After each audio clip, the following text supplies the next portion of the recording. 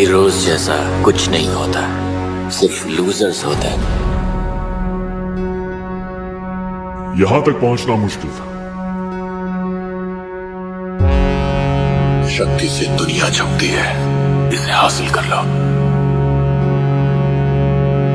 तुम्हें मारा नहीं, बचाया गया है।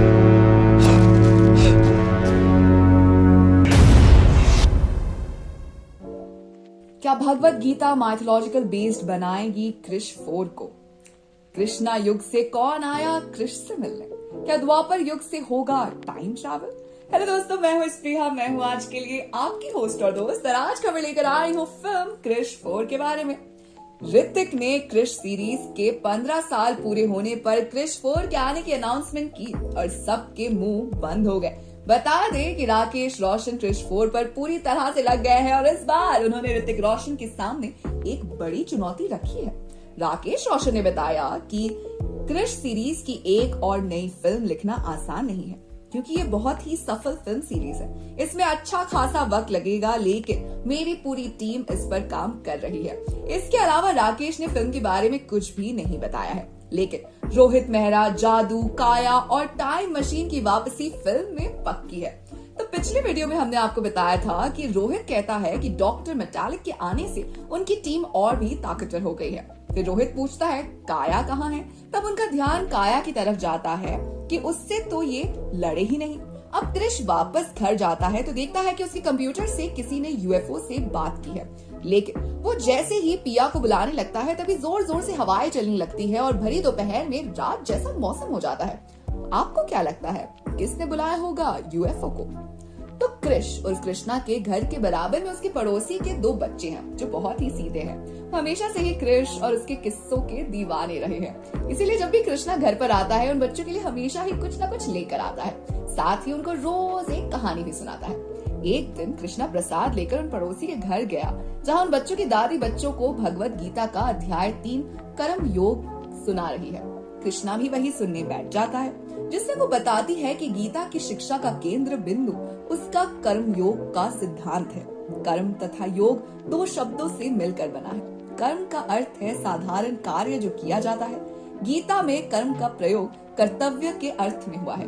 कहीं कहीं ये शब्द प्रार्थना के अर्थ में भी प्रयुक्त मिलता है। कर्मयोग के संदर्भ में हमें कर्म का अर्थ सामाजिक कर्तव्य ही ग्रहण करना चाहिए। योग का अर्थ है अपने को लगाना। इस प्रकार कर्मयोग का अर्थ सामाजिक कर्तव्य करने के प्रति निष्ठा है। तो इच्छा से किया गया प्रत्येक कार्य कोई न कोई फल प्राप्त करने से उद्देश्य से ही होता है। गीता में हम देखते हैं कि अर्जुन राज्य प्राप्त करने के लिए युद्ध करने को तैयार थे। दादी फिर बच्चों को उनकी भाषा में बताती हैं कि जैसे तुम्हारा फेवरेट कृष्ण तुम जैसे प्यारे बच्चों से अपनी तारीफ करवाने के लिए अलग अलग राक्षसों को पकड़कर सजा देता है, तो वैसे ही कृष्णा ने भी गीता में यही कहा है कि काम करना जरूरी है। तब दादी का पोता गोलू बोलता है कि तो दादी, क्या कृष ही कृष्णा है? दादी कहती है हाँ, कलयुग का कृष्णा कृषि तो है। तभी गोलू का जुड़वा भाई मोलू कृष्णा की तरफ इशारा करते हुए कहता है, और फिर ये कौन सा कृष्णा है दादी?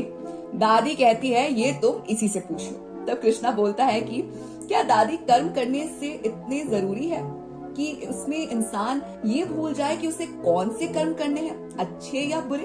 तब दादी कृष्णा को भगवत गीता देते हुए बोलती है कि बेटा, तेरे सारे सवालों के जवाब इसमें मिल जाएंगे। जब भी तुझे लगे कि तू मुश्किल में है और कोई हल नहीं मिले, तब ये पढ़ लेना। गोलू और उसका भाई मोलू दोनों बहुत ही भोले थे। वो दोनों जुड़वा थे। उनके पिता एक फॉरेस्ट ऑफिसर थे और माँ गृहिणी थी। गोलू और मोलू दोनों एक ही क्लास में थे।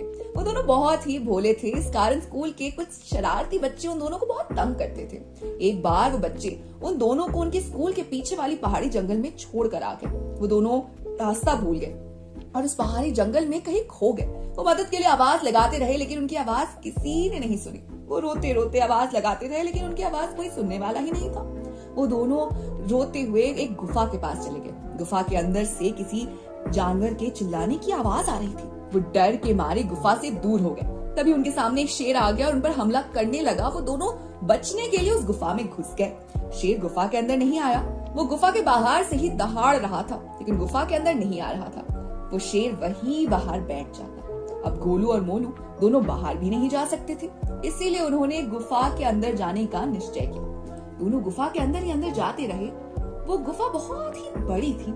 जितना वो अंदर जा रहे थे उतना उनका डर बढ़ रहा था। आगे चलते हुए उनको रोशनी दिखाई देने लगी। अब जैसे जैसे वो आगे बढ़ रहे थे वैसे वैसे वो रोशनी भी तेज होती जा रही थी। उसके बाद उनको वहां पर एक सफेद अजीब दिखने वाला भालू या कहीं आधा जानवर और आधा इंसान जैसा दिखने वाला कोई शख्स दिखा, जिसकी आंखें लाल थी लेकिन उसमें जान थी। पहले तो वो बहुत डर गए थे, लेकिन उस सफेद भालू के एक्सप्रेशन से लग रहा था कि वो बहुत पीड़ा में है। जब मोलू ने उसके पीठ पर देखा तो उस पर एक तलवार लगी हुई थी। उस तलवार की वजह से वो बहुत दर्द में रहा था। मोलू ने वो तलवार निकालने के लिए अपने कदम बढ़ाए, लेकिन उसके आगे बढ़ते कदमों को देखकर वो भालू उस पर घुराने लगा। लेकिन मोलू आगे बढ़ता रहा और उस भालू के पीठ के ऊपर से वो तलवार निकाल दी। तलवार निकालते ही वो भालू और भी ज्यादा चमकने लगा और एक एलियन में बदल गया। और उसने गोलू और उसके भाई मोलू को कहा कि मैं बहुत सालों से इस भालू के शरीर में कैद था, आज तुम दोनों की वजह से मैं इस शरीर से आजाद हूँ, इसीलिए मैं तुम दोनों को एक चीज देता हूँ। तब मोलू ने कहा कि मैं और मेरा भाई आपकी मदद किसी गिफ्ट के लिए नहीं करते हैं, तो हमारा अच्छा कर्म था। हमारी दादी ने हमें समझाया है कि अगर कोई मुसीबत में हो तो उसकी मदद जरूर करो। लेकिन वो एलियन कहता है कि भले ही तुम्हें कुछ नहीं चाहिए, लेकिन मेरा भी ये फर्ज है कि मैं तुम्हें कुछ ना कुछ जरूर दूं। इसीलिए वो मोलू और गोलू को एक एक अंगूठी देता है और बताता है कि अंगूठी कोई मामूली अंगूठी नहीं है, ये एक जादुई अंगूठी है और इस अंगूठी की मदद से तुम दोनों किसी की भी मदद कर सकते हो। ये अंगूठी तुमको बहुत मुसीबतों से बचाएगी। तब मोलू कहता है तो तब हम क्रिश की तरह सुपर हीरोज बन गए। तब एलियन क्रिश का नाम सुनकर चौंक जाता है और बोलता है ये क्रिश कौन है। तब गोलू मोलू को बोलने से रोक देता है और दोनों वहां से चले जाते हैं। असल में शुरू में उस अंगूठी ने गोलू मोलू की छोटी छोटी काफी मदद की, जैसे स्कूल जल्दी पहुंचा देना, होमवर्क करना। पहले तो गोलू मोलू शौक में सब करते थे, लेकिन धीरे धीरे उन्हें इसकी गंदी आदत हो जाती है और वो बहुत ज्यादा आलसी हो जाते हैं। ना तो वो दादी के पास गीता के वचन सुनने आते हैं और ना ही वो कृष्णा से कहानी और गिफ्ट लेने का इंतजार करते हैं।